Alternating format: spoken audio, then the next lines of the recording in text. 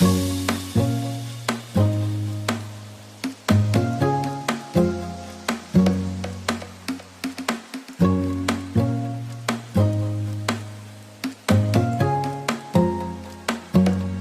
tardes todos, bienvenidos. Damos inicio al ciclo Diálogos Reimagina, espacio de intercambio de ideas para imaginar los negocios de una nueva forma a partir de la pandemia. Esta es una iniciativa de la Maestría de Negocios Internacionales de la Universidad Casa Grande, organizado con AmCham, Cámara Ecuatoriana Americana de Comercio de Guayaquil, a quienes agradecemos su apoyo.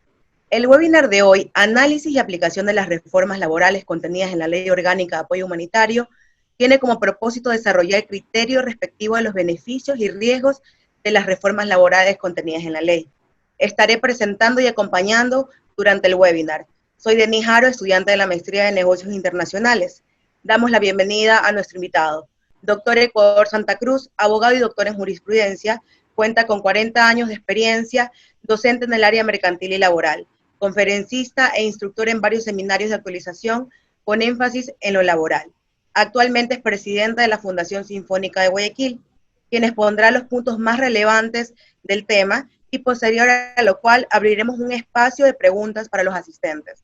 Pedimos a los asistentes enviar sus inquietudes a través del botón de preguntas. Bueno, doy paso al doctor Ecuador Santa Cruz. Bien. Muy buenas tardes. Un gusto apoyar la iniciativa de la Universidad Casa Grande, en la cual tuve el gusto de ser profesor hasta hace unos 8 años, algo así.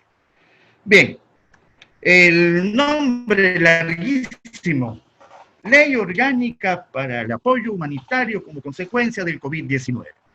Básicamente contiene en el ámbito laboral unas reformas que se están esperando desde el 1 de mayo de 2017.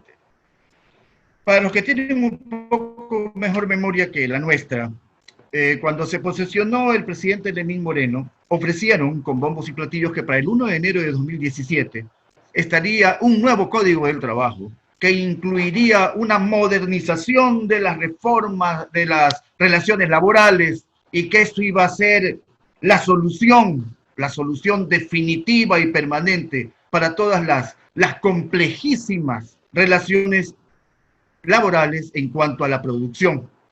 Pues bien, hoy estamos 14 de julio y recién, con fecha 22 de junio, salieron estas reformas que vamos a comentar. Solamente una ligerísima mención a otros asuntos medianamente interesantes que contiene esta ley. Por decirlo, el tema de las pensiones educativas, aquella persona que ha perdido su trabajo, sus ingresos han decaído en más del 30%, podrá acceder a una rebaja del 25% de la pensión de sus hijos mientras dure esta emergencia, y 60 días después, con previo acuerdo con la institución educativa. De la misma manera, esta ley trae la formulación de un acuerdo entre los acreedores y los deudores para que estos puedan, de común acuerdo, cabe la redundancia, reestructurar o refinanciar sus deudas. Ya vamos mencionando 2 veces el acuerdo y en materias distintas. De la misma manera, respecto a las relaciones de inquilinato, recordemos nosotros de que tanto la ley laboral como la ley de inquilinato, como la ley de menores en general, y familia, siempre tiende a favorecer o a proteger, a tutelar los derechos de la parte más débil de la relación. En tratándose de las relaciones laborales, la parte más débil, obviamente, es el trabajador. En tratándose de ley de menores, la parte más vulnerable y que requiere mayor tutela son casualmente los menores. Igualmente, en la ley de inquilinato, se trata de proteger a aquel que no ha podido comprar una casa y que por razones distintas tiene que alquilar una para vivir. De tal manera que, con la caída de los ingresos, el arrendatario, entiéndase el dueño de casa y el inquilino, no se establece realmente si hablamos únicamente de viviendas. Entonces entendemos que es cualquier tipo de relación de arrendamiento, previo acuerdo y pagando el 20% de las pensiones adeudadas, pensiones locativas, pensiones de arrendamiento, adeudadas, podrá diferir los pagos. Tercera vez que utilizamos acuerdos. Vamos entonces a lo que son los acuerdos necesarios para la sostenibilidad de las fuentes de trabajo. Y aquí entramos propiamente en materia. Indica el artículo 16 de esta ley de apoyo humanitario, para abreviarla, ¿no? La ley de apoyo humanitario, que los trabajadores y los empleadores podrán, de común acuerdo, otra vez el acuerdo, modificar las condiciones económicas de la relación laboral. Pero en ningún caso, tal modificación de las condiciones económicas podrá ser inferior al salario básico unificado o al salario proporcional que corresponde cuando hablamos nosotros de la jornada parcial. Recordemos nosotros de que el trabajo de todo el mundo es 8 horas diarias durante 5 días a la semana. Todo lo que exceda de esas 8 horas y que no excedan de 4 diariamente o de 12 a la semana, tendrán un tratamiento especial y un pago adicional. Esto es la hora, lo que comúnmente conocemos como las horas extras. ¿Cómo se calculan las extras? Para aquellos que han visto algún contrato, el resumen del contrato que envía el SUT, el Ministerio de Trabajo, podrán notar que dice 240 horas. 240 horas, pero ¿cómo 240 horas el contrato si lo que yo trabajo es 160? 4 semanas por 40 horas, 160. ¿Por qué? Porque de acuerdo a la ley, al trabajador se le paga de lunes a domingo. De tal forma que para el cálculo de las horas extras, tiene usted que dividir el salario entre 240 y eso le va a dar el valor por hora para el cálculo de las jornadas suplementarias o de las jornadas extraordinarias, recordando que hay un recargo cuando esto es después de las 7 de la noche, en la madrugada, o en sábado y domingo, o en día fin. Establecemos entonces nosotros de que en ningún caso cualquier acuerdo modificatorio que incluya las 8 horas va a afectar el salario básico unificado. Es decir, nadie puede ganar menos que el salario básico unificado, que en este momento es $400. Aquí tenemos que hacer entonces un link, tenemos que empatar los acuerdos modificatorios económicos con lo que es la reducción de la jornada laboral. Hay un principio que nos indica a todos de que usted no puede ganar si no trabaja y que usted no puede trabajar más allá de lo que le pagan. Es decir, va en una justa relación, justísima relación, el salario con devengarlo. ¿Qué significa devengarlo? Ganárselo. Entonces, cuando hablamos nosotros de la reducción de la jornada, sí, esta se puede reducir hasta el 50%. Es decir, que las 8 horas diarias se pueden convertir en 4 horas, pero no le van a pagar, no obstante que usted gane el salario básico unificado, no le van a pagar los $400, sino que le van a pagar en proporción las horas que usted trabaja. Para hacer una ejemplificación, conocemos que existe la jornada parcial, que puede ser de 20 horas a la semana. Para simplemente explicarlo, hablamos nosotros de la mitad de la jornada. Pero no, por trabajar la mitad de la jornada, usted va a ganar el sueldo completo que le correspondería si trabajara 8. Tiene que ganar, y le van a pagar, es el 50%. Pero en este caso, en la reducción de la jornada, entendemos de que esta reducción económica no va en la misma proporción.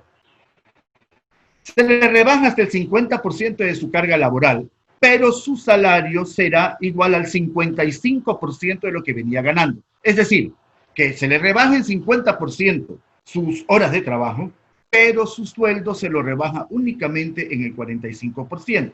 Esto hace más o menos sentido en razón de que quiero entender que los legisladores que aspiramos que sean más inteligentes que todos los que estamos participando de esta conferencia, más inteligentes y con la fe quizás, entendieron de que el 55% tiene que recibir el trabajador para que el 5%, que es más o menos el 10% de lo que le corresponde pagar al trabajador como aporte personal al Seguro Social, le quede neto la mitad de su sueldo. Esa es la intencionalidad. Ahora bien, ¿qué sucede? Que esta reducción de la jornada también es previo acuerdo. Otra vez esta palabra acuerdo, que para los abogados especialmente tiene muchísima importancia, porque en los acuerdos se entiende que las partes han perdido algo, todos, para ganar algo o para no perderlo todo. Hemos escuchado siempre de que más vale un mal arreglo, entiéndase acuerdo, a un buen juicio, porque el juicio sí, efectivamente, puede convertirse como todo juicio en una aventura que no se sabe por dónde va a saltar la cabra.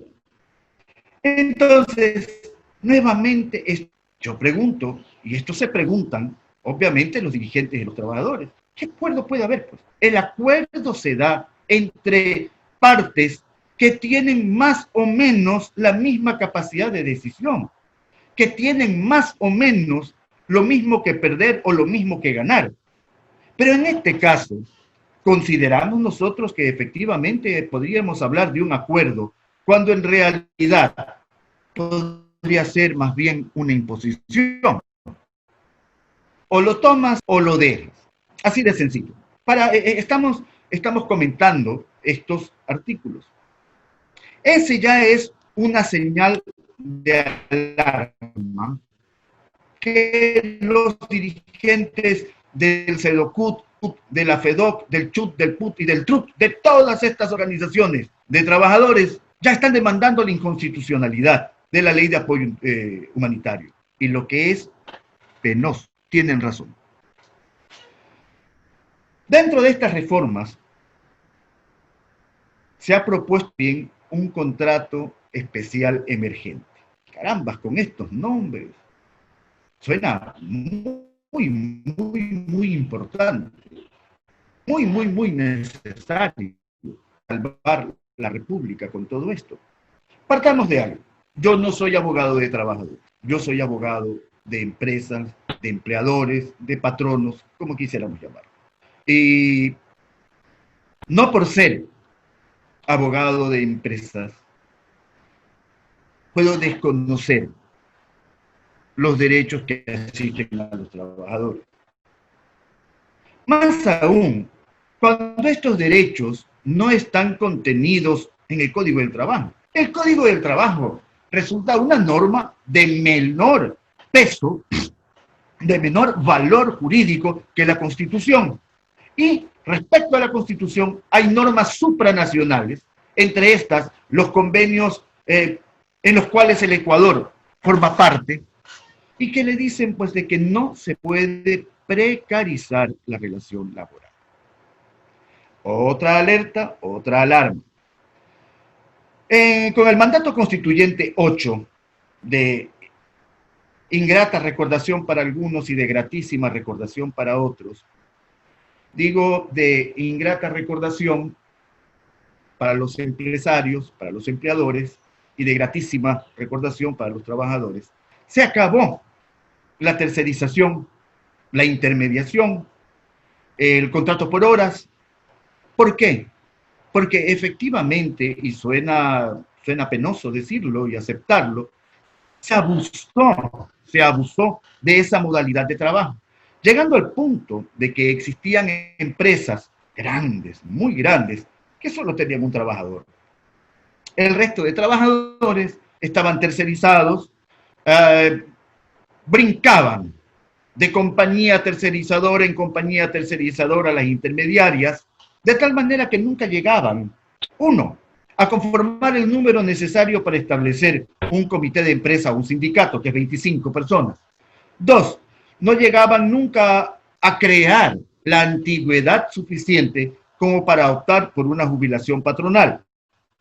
No digo que la jubilación patronal sea buena o sea mala, no, simplemente es ley, de tal forma que aquel trabajador que tiene 25 años de forma continua o la sumatoria de años le suman 25, tiene derecho a que el empleador le dé por el resto de su vida 14 mensualidades al año en este momento por $400 y hasta un año después de muerto, que se lo entregan a los derechohabientes. Son estos su cónyuge y sus herederos.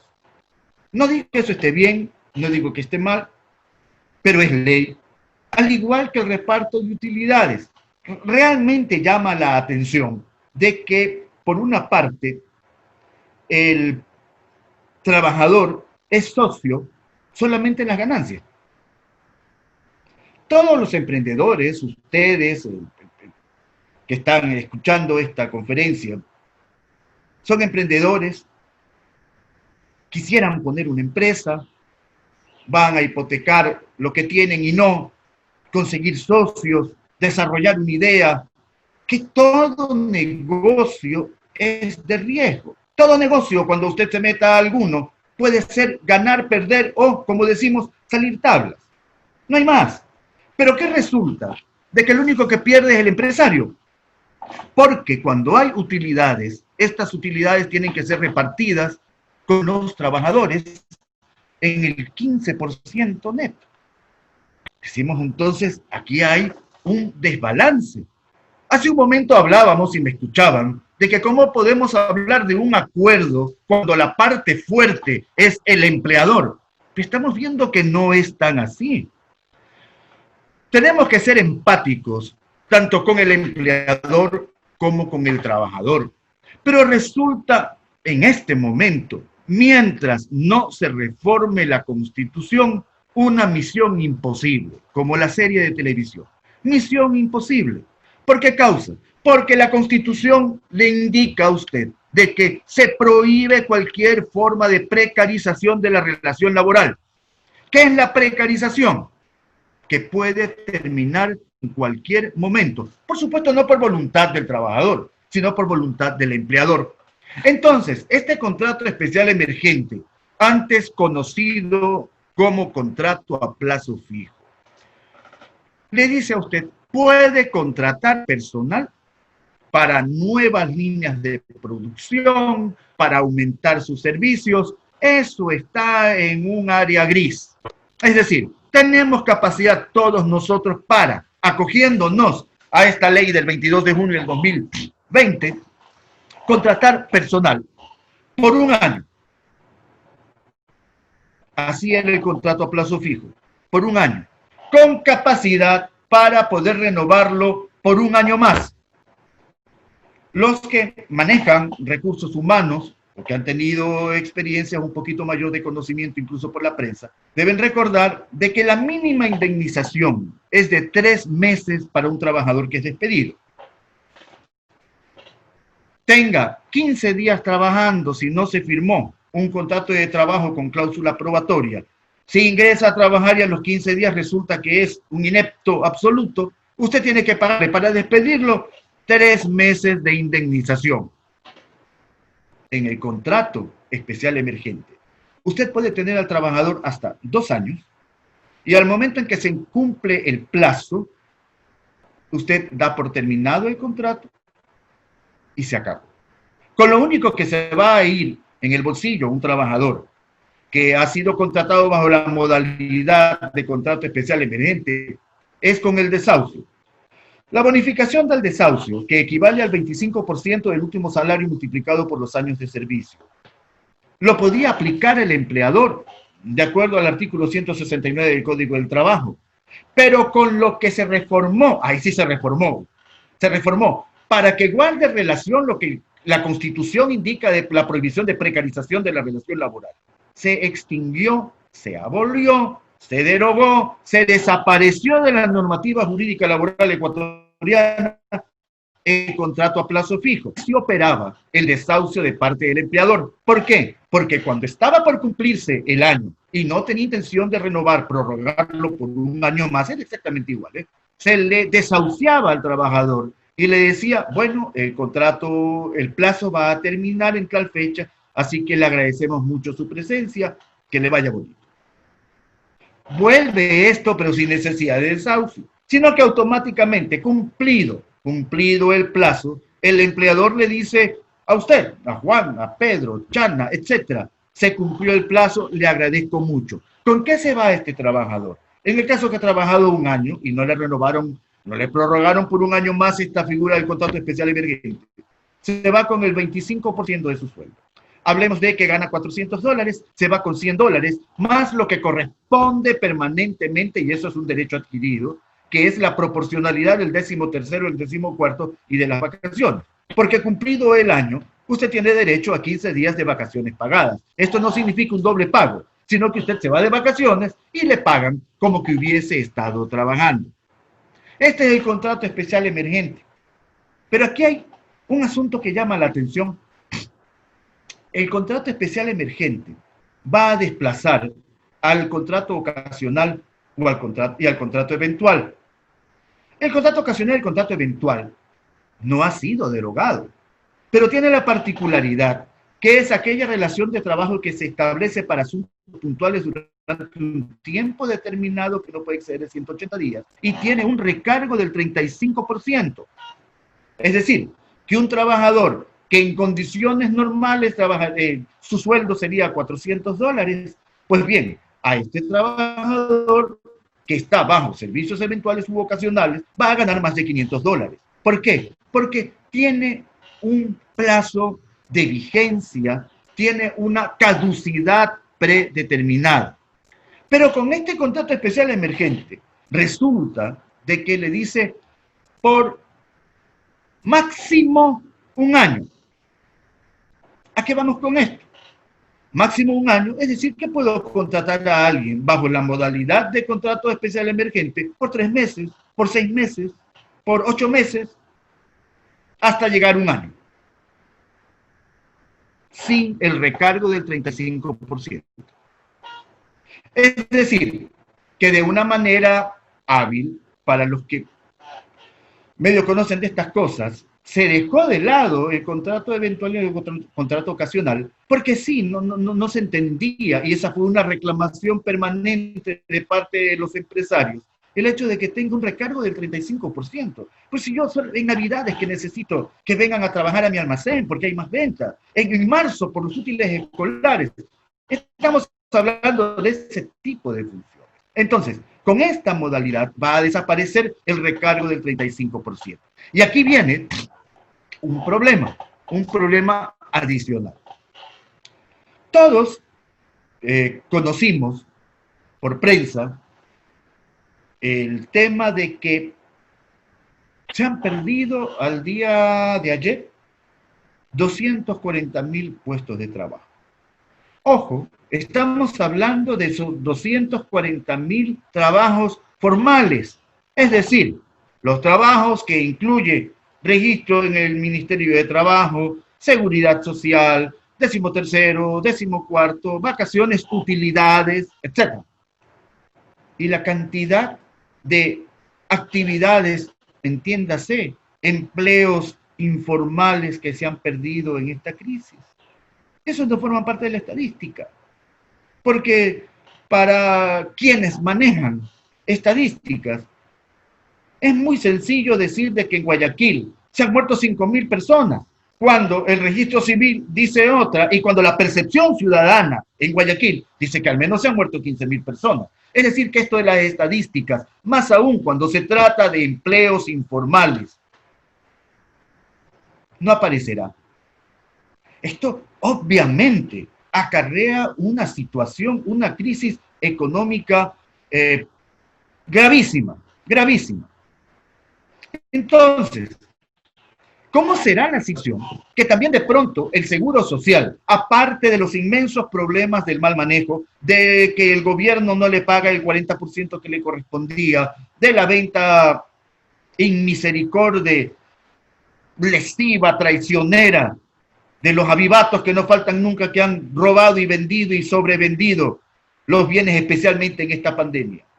Aparte de eso, se le va a sumar al Seguro Social una reducción al menos de 240.000 aportantes, de un solo tajo. En 3 meses, 240.000 personas dejaron de aportar.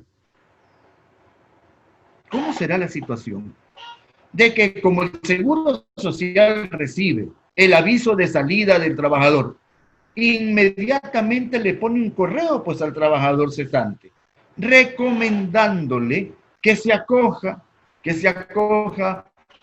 a la afiliación voluntaria para que no pierda la cobertura de salud. Por favor, ¿realmente creemos nosotros de que el Seguro Social, venga, por si acaso aquí tenemos una cama esperando para usted, pero afíliese? No, mentira. Los que quieren, por supuesto, y lo entiendo, es seguir recibiendo aportes porque pierden flujo y no van a tener cómo cumplir con todas sus obligaciones, especialmente las pensiones de jubilación, que se ven ya en este momento en serios aprietos. Sigamos comentando esto entonces. Decíamos que el CUT, el FUT, el CHUT y también los empresarios ya han presentado, pues, demandas de inconstitucionalidad. Los trabajadores, porque sí, efectivamente, de la manera como está redactado este artículo respecto al contrato especial emergente, resulta inconstitucional, porque se va en contra de lo que indica la Constitución y los tratados internacionales y lo que dice el Código del Trabajo respecto a la precarización de la relación laboral. Con este contrato especial emergente, que, como decíamos hace un momento, deja de lado y para el olvido la relación laboral eventual y ocasional, el trabajador va a trabajar y cualquier día el empleador le dice, bueno, muchísimas gracias. ¿Y cuál es la obligación del empleador? Pagar los salarios que estén pendientes. Pendientes es decir, lo ya devengado y que por N razón no se le ha pagado. Pendientes no significa lo que falta por recibir. ¿Por qué? Porque no lo ha devengado. Entonces, este artículo, de manera especial, este artículo, ha sido objeto ya de acciones de inconstitucionalidad. ¿Y qué están demandando los empresarios? Decíamos, dentro de estas 240,000 gentes que han perdido su trabajo, hay algunos que lo han perdido por acuerdo entre las partes. Por supuesto, mira, a ti te toca tanto, tú ves cómo está la situación, por favor, mira, yo no te puedo pagar los $10,000 que te corresponderían, sino que te puedo pagar 4,000, 5,000, acuerdos. Esa es una forma de terminar la relación. La otra, te despido y te pago lo que te corresponde. Como decíamos hace un momento, le corresponde recibir 1 mes por cada año de servicio para simplificar. Mínima indemnización, 3 meses, no obstante que tenga solo 2 años trabajando, ¿no? Más el 25% que es la bonificación por desahucio y las partes proporcionales que son derechos adquiridos diariamente. Salvo de que usted tenga mensualizado el pago del 13º y el 14º. Bien. Se precariza la relación laboral. Sí, tienen razón. Y mientras no se cambie esa norma constitucional, ese artículo será impugnable incluso ante jueces de primera instancia. Indica esta ley, antes de que me olvide, de que se interpreta la fuerza mayor como el cese total y definitivo de las actividades del empleador. Nosotros vimos, todos los vimos, en las noticias, en el periódico, de gente que ha trabajado 34 años, 30 años, 28 años, etc. Y se van con $300 en el bolsillo. Como se dice comúnmente, tampoco así, tampoco así. Son 34 años de trabajo y que se vaya una persona con $300 es perverso, perverso. Pero bueno, lamentablemente algunos empresarios, algunos empleadores optaron por invocar el numeral sexto del artículo 169 que se refiere a la fuerza mayor. Pues bien, en esta ley de apoyo humanitario hay la interpretación de lo que es el numeral sexto del artículo 169. Esto es, terminar la relación laboral por fuerza mayor. El ejemplo más claro de lo que sí efectivamente es fuerza mayor es lo que lamentablemente sucedió el 16 de abril del año 2016, cuando hubo el terremoto en Manta y Esmeraldas. Hoteles de 8 o 9 pisos se vinieron al piso. Murió un montón de gente. Es obvio Se acabó el lugar de trabajo. No hay forma, ya no hay forma posible de poder hacer cualquier tipo de actividad salvo recoger escombros, pues. Eso es fuerza mayor. Y así lo han interpretado. El cese definitivo por fuerza mayor incluso impediría labores telemáticas. Ahí entraremos al teletrabajo. Ustedes conocen, porque ha sido noticia en el periódico, ¿no?, de que algunos planteles educativos, fundamentalmente estos, han despedido a un montón de personas. Perdón, han desvinculado, porque no los han despedido, no los han despedido. Tan es así que no los han despedido que no tienen derecho al desahucio tampoco. Peor a la indemnización. Simplemente fueron desvinculados. Se acabó la relación laboral por fuerza mayor. Pero hemos visto también en las redes que siguen trabajando. Algunos de sus hijos o hijitas estarán hasta haciendo gimnasia por internet, por Zoom, por Duo, por alguna de esas plataformas, así como estamos conversando nosotros ahora. Es decir, la actividad continúa.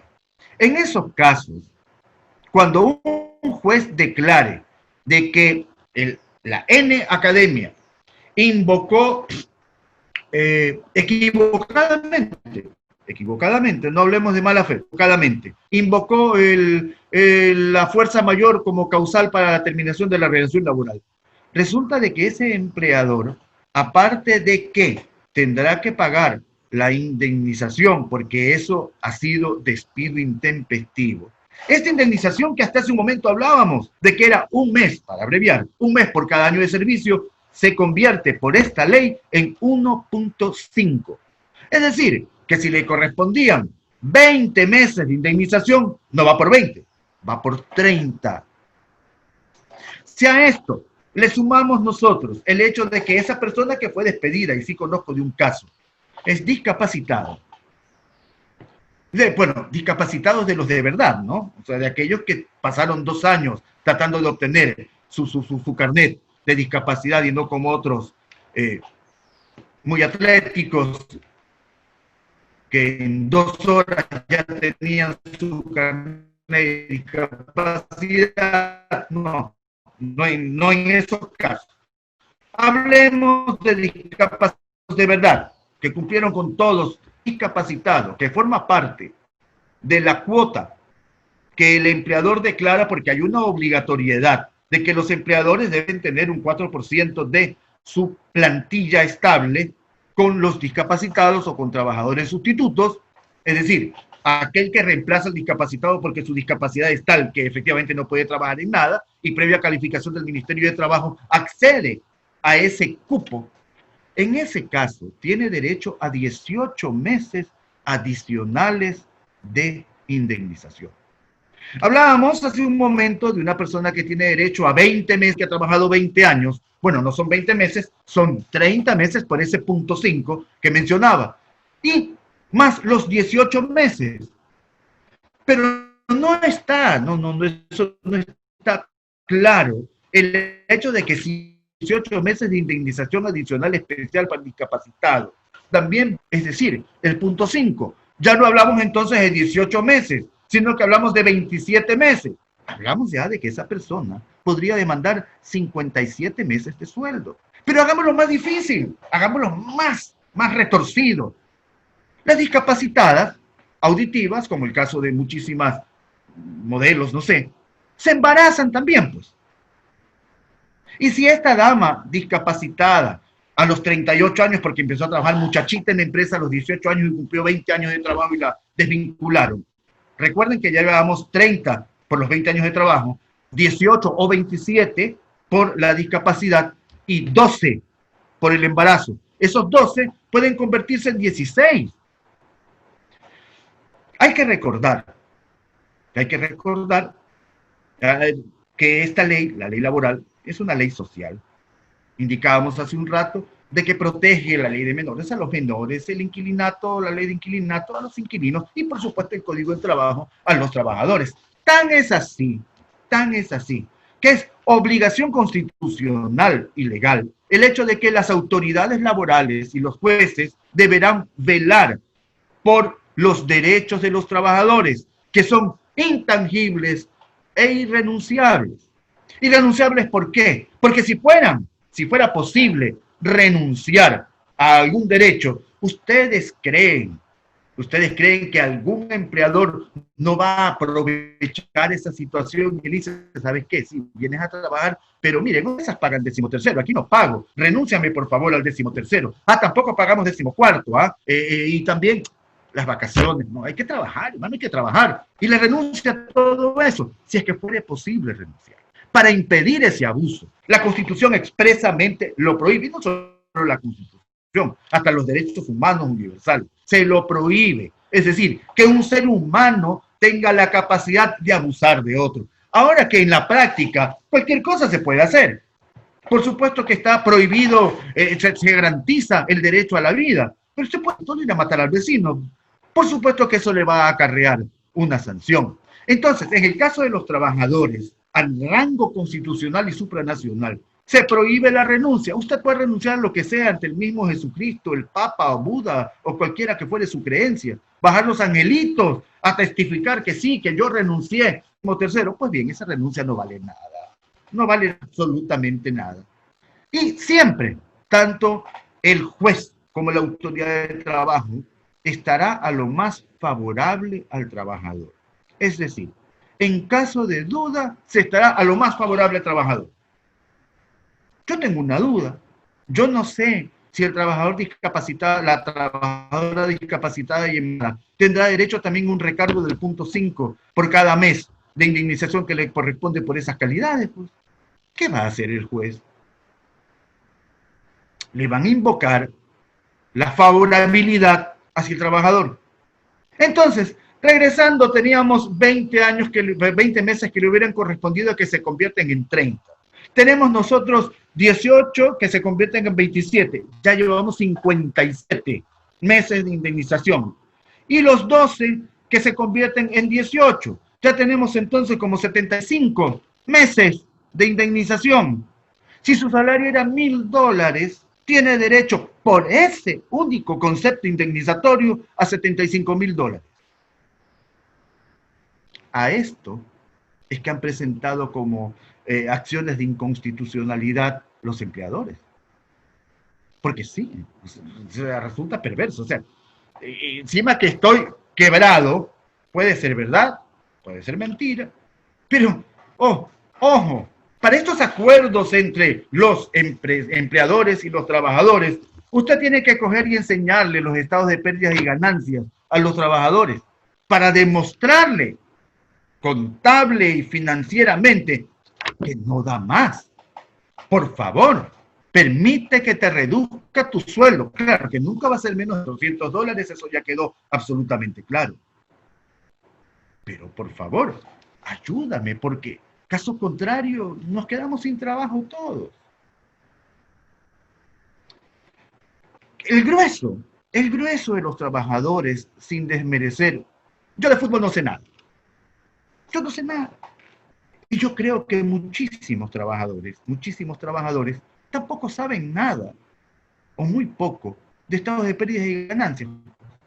Le presentan un balance consolidado y está bien. Acuerdo. ¿Qué acuerdo puede ser? Esto es una imposición. Mira, firma de que te entregué, que entendiste y que aceptaste. Esta es la situación de la empresa. Y durante el tiempo de vigencia de estos acuerdos modificatorios económicos, al igual que durante el tiempo de la reducción de la jornada, que es 1 año, prorrogable a 1 año, tanto el acuerdo modificatorio cuanto la reducción de la jornada, en el evento que usted quiera despedirlo, la base de cálculo indemnizatorio no va a ser en base al salario reducido o al salario que, como consecuencia de la reducción de la jornada, usted está recibiendo al momento del despido, sino que se retrotrae al salario que usted recibía antes de la modificación del sueldo o de la reducción de la jornada. Indica, en ambos casos, de que bajo ningún punto de vista el empleador, sea persona natural o persona jurídica, podrá distraer, es decir, sacar los fondos dedicados al negocio bajo ninguna modalidad. Es decir, esto queda, sea en el caso de las personas jurídicas, para aumento de capital. Es decir, no reparto utilidades a mis accionistas. No veo por qué tendría que repartírsela a los trabajadores en el caso que las haya. Pero ahí también hay otra nariz. No le puedo repartir dividendos a los accionistas o las utilidades a los accionistas, sino reinvertirlo en la empresa y aumentar el capital. ¿O qué hacemos con los trabajadores? Los trabajadores sí se llevan el 15% de las utilidades. Pues. Esto es lo que comentábamos hace un momento de que no hay una equidistancia en esta relación. Porque cuando se trata de perder, solo pierde el empresario. Cuando se trata de ganar, ganan todos. ¿Cuánto pusiste a la empresa? Mi esfuerzo, jefe. Tengo aquí, si no fuera por nuestro empuje, la empresa no hubiera salido adelante. Pero por eso le están pagando, pues. Le están pagando. Entonces, todo esto es lo que nos ha llevado al punto que nos encontramos. Estamos ante una camisa de fuerza. La camisa de fuerza impide que estas reformas, o cualquier reforma, vamos a regresar un poquito. Los derechos son progresivos, no son regresivos. Es decir, no se puede regresar. Derecho concedido según la Constitución en vigencia, la del 2008, no puede tocarse sino para mejorarlo. Intangibilidad de los derechos de los trabajadores. Ya hablamos sobre la irrenunciabilidad. La intangibilidad, ¿cuál es? Que no se puede tocar. Se le está tocando. Se lo está tocando. Porque sí, la reducción de la jornada sí hace sentido, porque obviamente si trabajo la mitad, porque voy a pretender que me paguen completo. Pero el contrato especial emergente, que es regresar al contrato a plazo fijo, sí acarrea una regresión en cuanto a los derechos de la estabilidad. Alguna vez un ministro del anterior gobierno, ministro de Trabajo, me dijo, vea, doctor Santa Cruz, este gobierno no garantiza indemnizaciones, garantiza estabilidad. Le ruego, por favor, reintegre a todos los trabajadores que despidieron. Aquí no se les pagó todo, ¿eh? Que despidieron. Y yo tengo que informar al presidente, y no se sorprenda que el día sábado se mencione este tema, como se acostumbraba. Anécdota particular, fue la única sabatina que vi de pe a pa. Preocupado que de pronto mi nombre se relacione con algún tipo de abuso que no era tal. Porque si usted paga todo lo que tiene que pagar, no hay abuso, pues. Y ahí es donde va a venir el problema que amenazábamos hace un momento. Al menos 20,000 demandas se presentarán en los próximos 3 meses como consecuencia de la desvinculación de los trabajadores bajo esta modalidad de fuerza mayor. Siquiera 20,000. Y eso, visto desde la óptica del empleador, ¿cuánto tiempo va a tomar ese juicio? ¿Cuánto tiempo? Actualmente hay 20 jueces de primera instancia, jueces laborales. 20,000 juicios, 20,000 demandas. Es decir, que haciendo a mano alzada le tocará conocer a cada juez 1,000 demandas, que van a ser atendidas por orden de llegada. Así estos 20 jueces trabajen 24/7. por favor, va a resultar físicamente imposible que echen más de 2 causas por día. Es decir, 10 a la semana, 40 al mes. 25 meses le va a tomar pues a un juez atender las 1000 demandas. Estas las 1000 demandas. Porque el juez, por reformas que han hecho, lamentablemente, le da haciendo el trabajo al abogado. Porque antes decía, no cumple con el numeral primero, segundo, cuarto, quinto, sexto, por decir. Ahora, no cumple con el numeral primero por esto. No cumple por el numeral segundo por esto. Y tiene todo que ponérselo por escrito al abogado para que corrija. Lamentablemente también, nuestra profesión tiene de todo, como en todas las profesiones. No somos ni el doctor Trujillo ni yo los mejores abogados del mundo, pero en el país de los ciegos el tuerto es rey, pues. Resulta de que le hacen cualquier cosa,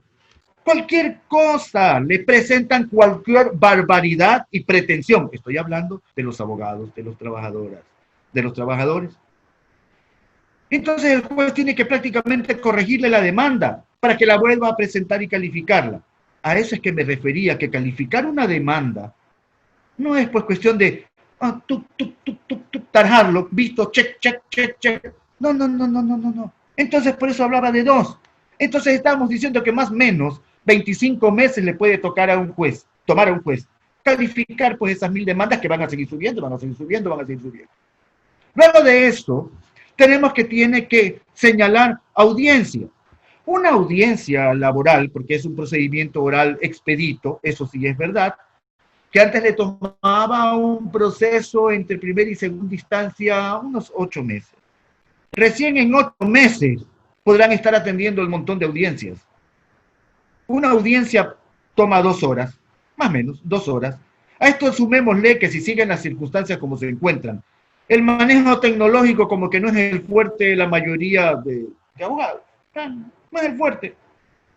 No sabrán cómo hacer, no sabrán qué decir, alegarán nulidad, porque esos son campeones ciertos abogados, de que es nula esta diligencia porque yo me desconecté, porque yo no la escuchaba. Usted hablaba, sí, pero yo no la escuchaba y pan se la saca, como se dice por ahí. Es decir, se van a crear tal cantidad de incidentes por las circunstancias que estamos viviendo, cuanto por el número abultado, una riada de demandas. Pero eso, ¿quién diría? Resulta ventajoso para el empleador. ¿Por qué causa? Ya sabemos que hay un criterio anticipado de que aquellas empresas que desvincularon a su personal bajo la modalidad de, alegando, fuerza mayor, resulta de que no ha habido pues la tal fuerza mayor y que van a ser demandados. Ya están preparados para eso. Clientes míos que consultaron sobre el tema, le dije, no lo haga porque esto va a pasar. Entonces, ese es el momento para que los empleadores que desvincularon personal lleguen a arreglos interesantes con los trabajadores. Nos estamos quedando muy cortos con el tiempo, la verdad, porque como notarán, hay muchas aristas en este asunto. Y solamente para terminar, ya que tenemos el tiempo y creo que hay unas preguntas, hablemos sobre el teletrabajo. El teletrabajo se han dado la manera de diversificarlo y ponerle también categorías. Hay el parcial, el autónomo, el ocasional. La diferencia es el lugar y la frecuencia con que lo hace. Pero en modo alguno, y esto un consejo, en el elemento de que la empresa le designe un lugar desde donde atender, no es teletrabajo. Teletrabajo es desde la casa, teletrabajo es desde la cafetería Sweet and Coffee, teletrabajo es desde el carro con el móvil, y el empleador tiene la obligación de proveer de las herramientas tecnológicas. Yo no he visto en realidad, en estos tiempos, de que los empleadores le hayan dado la laptop o la tablet o le pagan la banda ancha en internet. No, no he visto, ¿no? Seguramente sí ha habido. Pero cada quien se ha batido como ha podido en su desesperación por mantener su fuente de trabajo, pues. Y dice esto, que también es motivo de queja. Dice esta ley de que el teletrabajador, en cualquiera de esas modalidades, ocasional, autónoma, parcial, el teletrabajador tiene derecho a desconectarse 12 horas consecutivas. Los que han hecho teletrabajo, conocidos y amistades, me dice, doctor, ahora trabajo más que cuando estaba en la oficina, porque en la oficina salía a las 5 de la tarde y se acabó. Ahora no, pues. Ahora me escriben a las 8 de la mañana, a las 5 de la mañana, a las 12 de la noche, y tengo que estar pendiente de la computadora o del celular. Pues bien, sí, efectivamente eso sucedió. A esto le tenemos que sumar, pues, las complicaciones propias de estar en la casa. Que la cocina, que los niños y toda esta parafernalia que se ha armado, ¿no? Un pandemonium más que una pandemia. Pues bien, los teletrabajadores tienen derecho a desconectarse 12 horas consecutivas. Esto también es materia de análisis. La jornada laboral, sea donde fuere que usted la haga, es 8 horas. Si usted va a su oficina y su jefe inmediato dice, ¿sabe qué, Juanito? Por favor, quédese ahí, me espera. Usted está trabajando. Así esté sentadito esperando de que el jefe le dé el cheque para cambiar o que le vaya a comprar la Coca-Cola. Usted está a las órdenes de su empleador. Que resulta que con esta modalidad del teletrabajo, con esto del descanso, del derecho a desconectarse por 12 horas consecutivas, va a estar entonces 12 horas a disposición de su empleador. Pero ¿cuánto le van a pagar?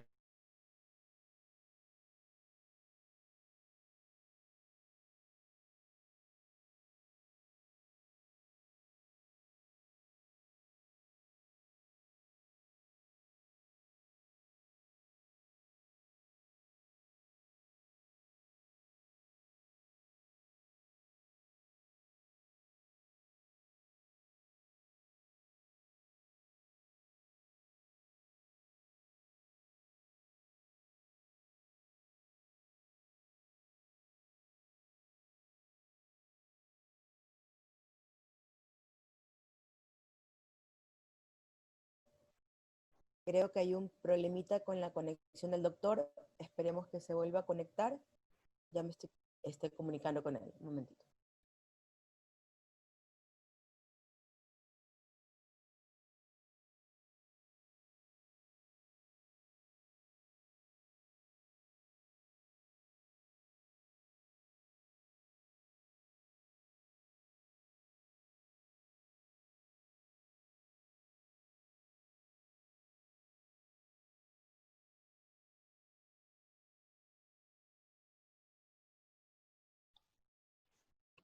Eh,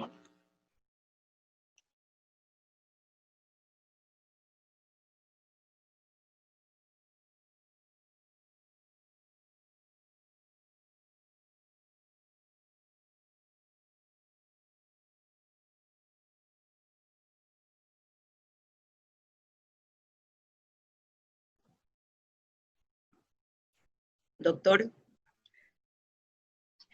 quite por favor, el doctor quite el silencio. No me diga que se acabó. Doctor, buenas tardes. Parece que hubo un problema con la conexión, pero ya lo pudimos resolver.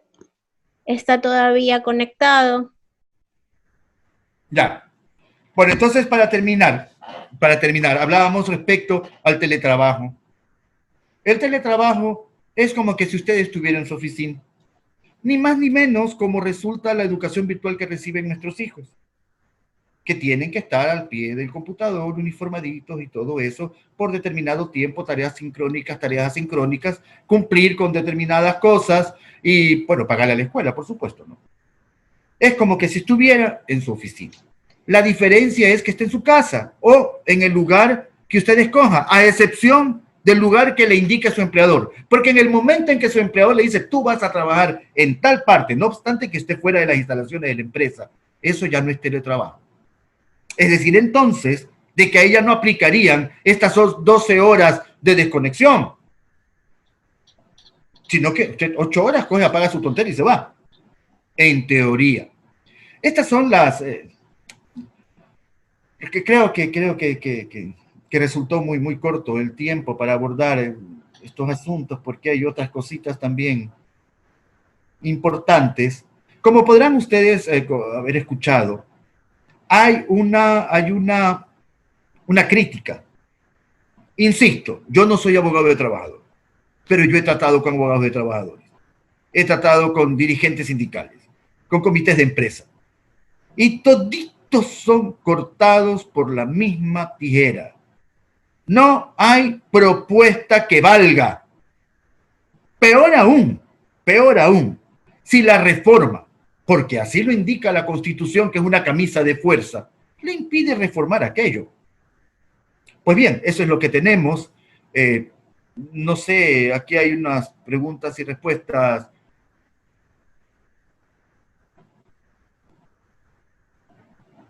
A ver, buenas tardes, consulto. En un salario mixto, parte fija y comisiones, ¿se aplica a los dos rubros la reducción de la jornada parcial o únicamente al salario fijo?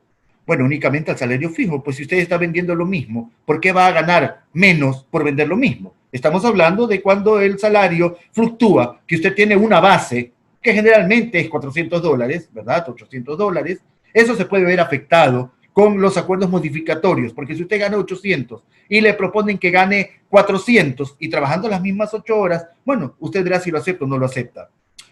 ¿A qué se debe la reducción del sueldo del trabajador? ¿Cómo a qué se debe? Se debe es en el sentido de que se busca darle facilidades al empleador para que pueda mantener abierta la empresa, para que pueda mantener, para que el trabajo sea sostenible, porque no puedo pagarte 400 cuando he dejado de vender el 80% de lo que acostumbrábamos vender. Ejemplo.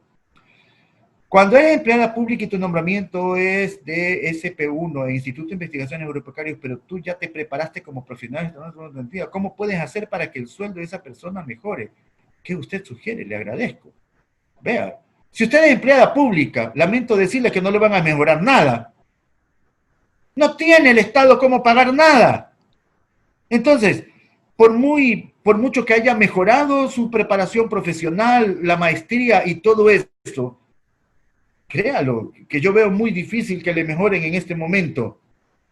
En todo caso, siempre quedará el Departamento de Talento Humano, una reclamación administrativa, sea en sede administrativa, es decir, en la misma institución, o por último en lo contencioso administrativo. Doctor, usted habló algo sobre pago de deuda de alquiler de vivienda. Un inquilino lleva 8 meses sin pagar, incluyendo los meses que llevamos de cuarentena, y el inquilino se pasa diciéndole que ya le pagará y hasta hoy no ha entregado ni un centavo. ¿Qué se puede hacer? Este es una persona que se identifica como Anonymous Attender. Bien. En este momento está prohibido el desahucio por falta de pago.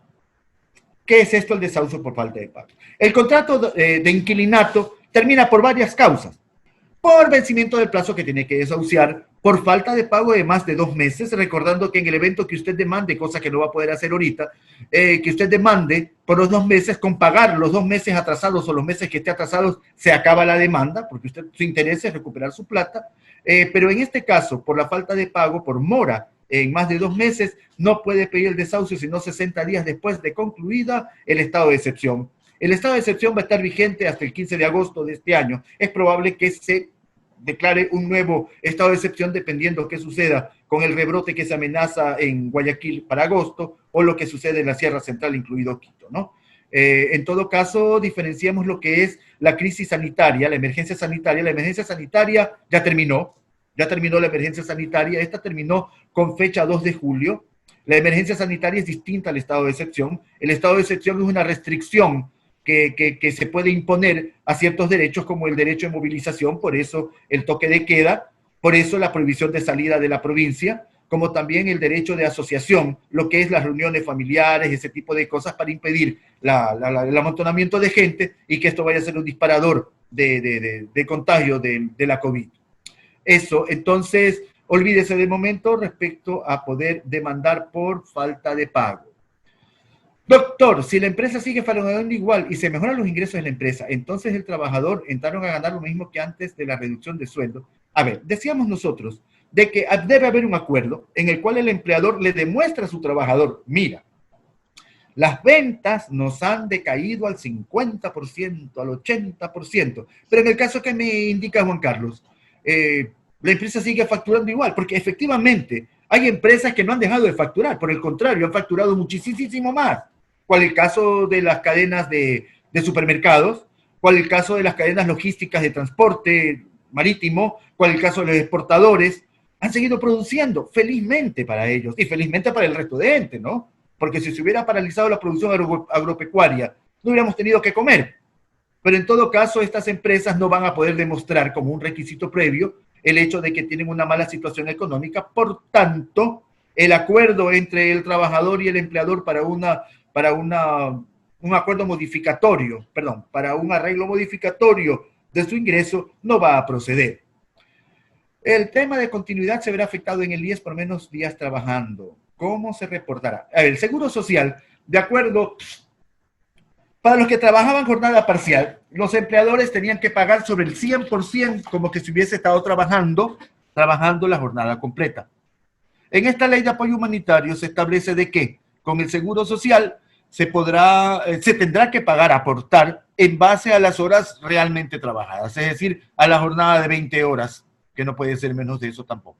De tal manera de que no se vería afectado la continuidad en el seguro, porque la antigüedad va a seguir siendo la misma. Lo que se va a ver afectado es la cantidad de dinero que está aportando el empleador y el trabajador al Seguro Social, que eventualmente podría perjudicarle, cosa que no considero tal, porque para efectos de la pensión de jubilación del Seguro Social no se toman los últimos 5 años, sino que se toman los 5 mejores años de aportes al Seguro Social, y es en base a esa cantidad, a esa sumatoria, resta, división, etcétera, que se establece cuál va a ser su pensión de jubilación, de tal forma que no le preocupe aquello.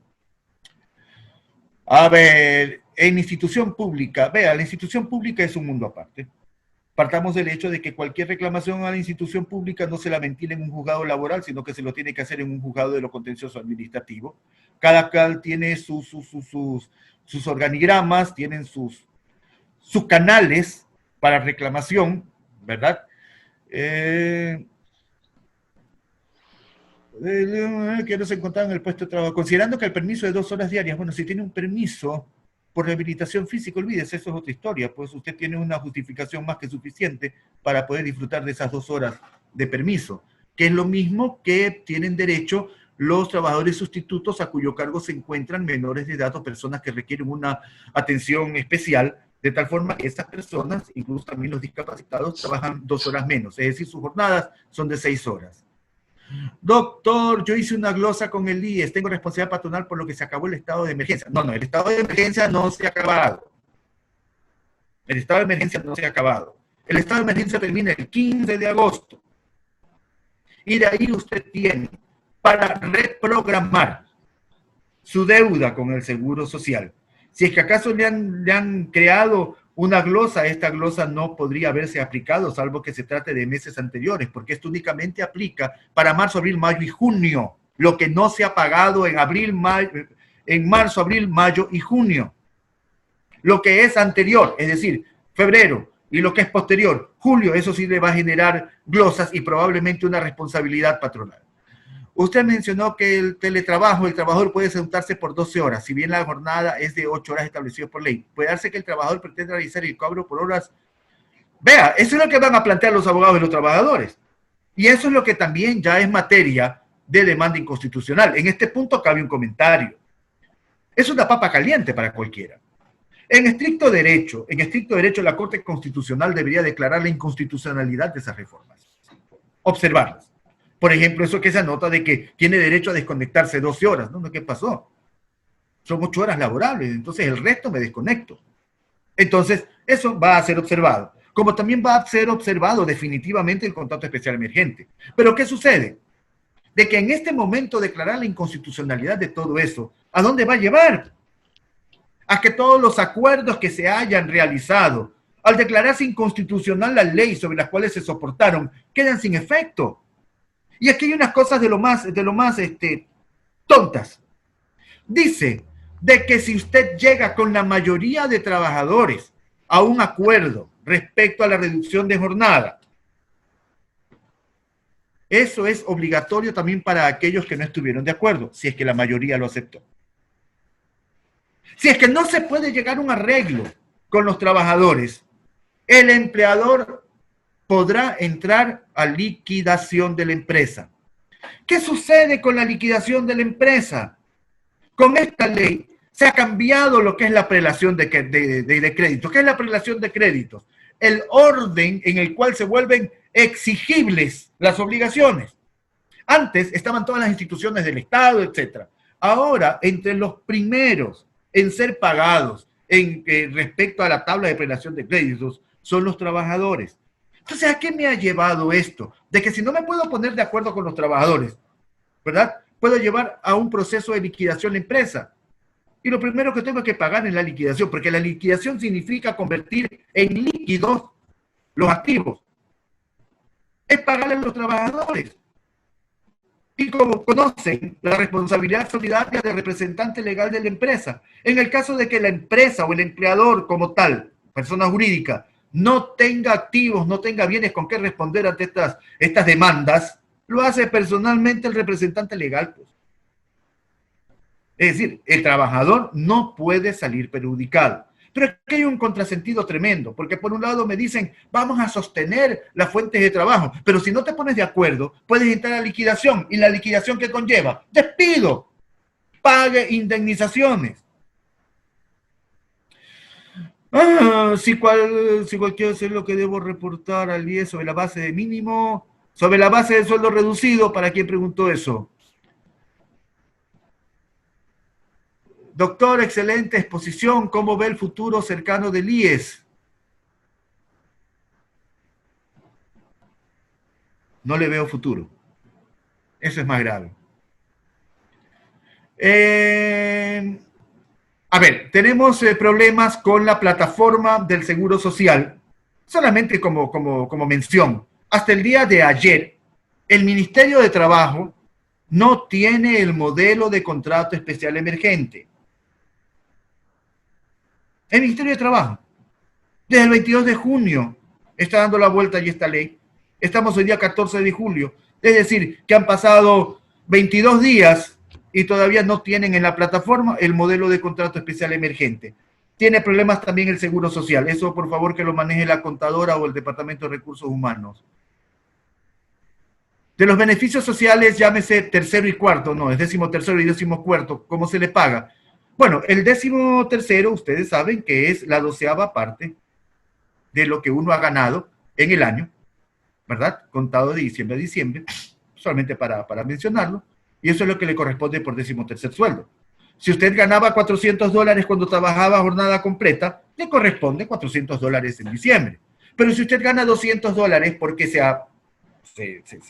acogió, por acuerdo, se acogió a la jornada reducida, obviamente que su 13º sueldo va a ser $200. Y la proporcionalidad también del 14º. Ay,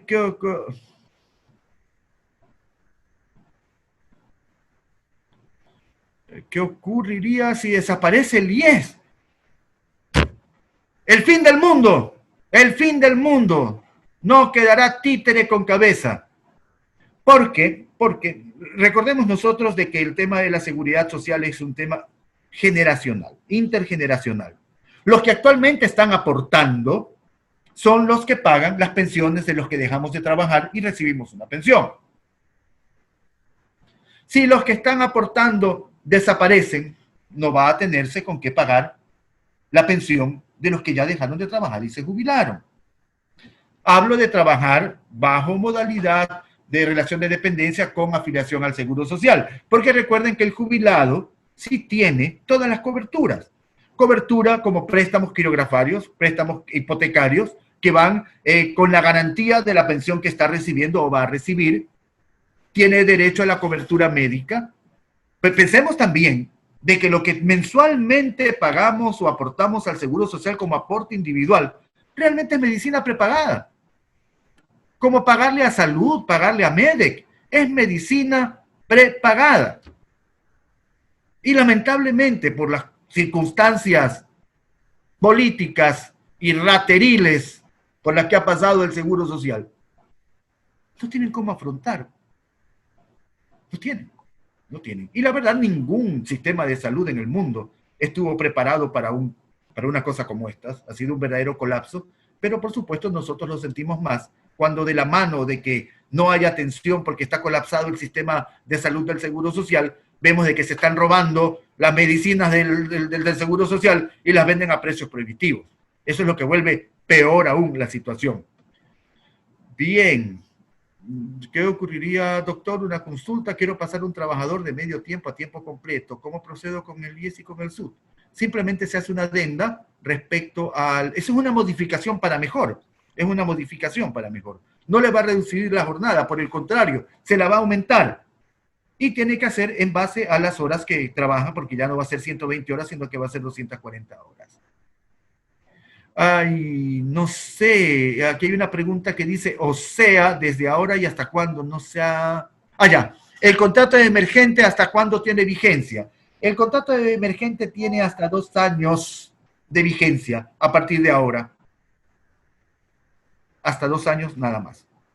Pero, créalo, eso va a ser observado y eso no va a prosperar. Ay. Los empleados públicos con enfermedades catastróficas que están en teletrabajo y que la institución que se acogió a horario especial, es decir, 6 horas de labor, también les reducen el salario, por supuesto, pues. Si eso fue el primer grito que pusieron todos los empleados públicos, el hecho de que le habían reducido el 25% de sus ingresos, pues, porque de 8 horas pasaron a trabajar 6 horas, es decir, el 75%, y partiendo del principio de que uno tiene que devengar, es decir, trabajar 8 horas para que le paguen 8 horas, si trabaja 6, le pagan 6. Actualmente se deben pagar horas extras, por supuesto. Eso no ha sido modificado. No sé, creo que ya pasamos por todas las preguntas. No sé, a los organizadores, estamos 6:45. Sí, doctor, en este caso ya habríamos terminado. Damos por concluido el conversatorio organizado por posgrados de la Universidad de Casa Grande. Agradecemos la participación del doctor Ecuador Santa Cruz, fue excelente su exposición, así como el apoyo de AmCham Guayaquil. Les recordamos que este evento fue grabado y será compartido en las redes sociales de la Universidad de Casa Grande y de AmCham. Les invitamos a unirse en el siguiente diálogo de Reimagina, el próximo martes 21 de julio, sobre emprender en la industria de alimentos. Gracias a todos por su presencia y que pasen muy buenas tardes. Muchas gracias, Denise, por tu intervención. Les rogamos a los asistentes que se queden un ratito más. Vamos a colocar el link del formulario para quienes estén interesados puedan recibir el certificado digital. Muchas gracias, doctor Ecuador Santa Cruz, por su conferencia, y como les decíamos, esperamos que se puedan unir en los próximos seminarios que hace la universidad. Ha sido un placer para nosotros compartir con ustedes. Y al doctor Santa Cruz, excelente su presentación. Muchas gracias. Doctor Trujillo. Estaremos en contacto. Por favor. Gracias. Hasta luego.